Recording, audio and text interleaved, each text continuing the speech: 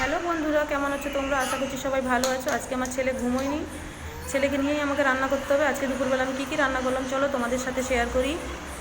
দেখো, এখানে আমি নিয়েছি চিংড়ি মাছ আর নারকেল, কারণ আমি চিংড়ি মাছের মালাইকারি করব আর কলমি শাকের ভাজা করব। তাই আমি এখানে মশলাগুলোও কেটে নিয়েছি। ছেলের জন্য সবজি তরকারি করবো, তাই সবজি কেটে নিয়েছি, টমেটো কুচি নিয়েছি। আর এখানে আমি একটা বাটিতে কটা কাজু বাদাম ভিজিয়ে রেখেছি, আর একটা বাটিতে নিয়েছি পোস্ত।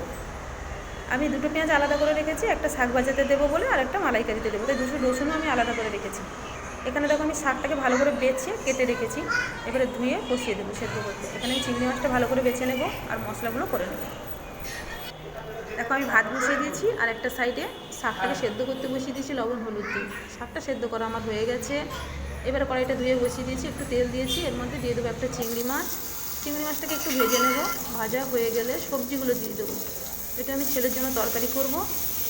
এই সবজিগুলো আমার দেওয়া হয়ে গেছে, এর মধ্যে আমি লবণ হলুদ দেবো, দিয়ে একটু ভালো করে ভাজবো। একটু হালকা ভাজা ভাজা হয়ে গেলে এর মধ্যে দেবো জিরের গুঁড়ো, ধনের গুঁড়ো, দিয়ে ভালো করে ভাজতে থাকবো যতক্ষণ সবজিগুলো সেদ্ধ হয়ে যাচ্ছে। তারপরে জল দিয়ে দেবো, জল দিয়ে চাপা দিয়ে দেবো, সেদ্ধ হয়ে গেলে আমি নামিয়ে নেবো।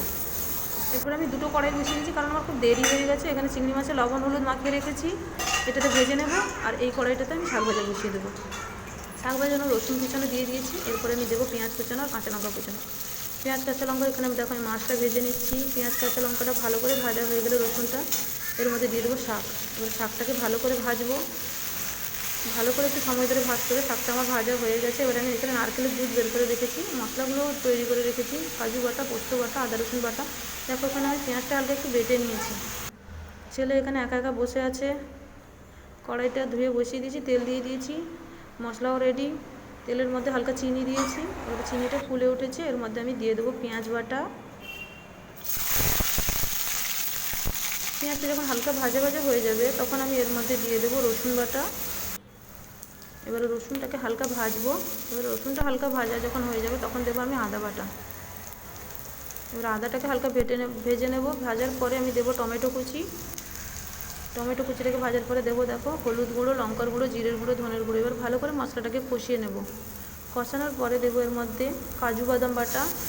কাজু বাদাম বাটাটাকে একটু ভালো করে কষিয়ে নেব। কষানোর পরে দেবো আমি পোস্ত বাটা। এবার পোস্তটাকেও ভালো করে কষিয়ে নিতে হবে।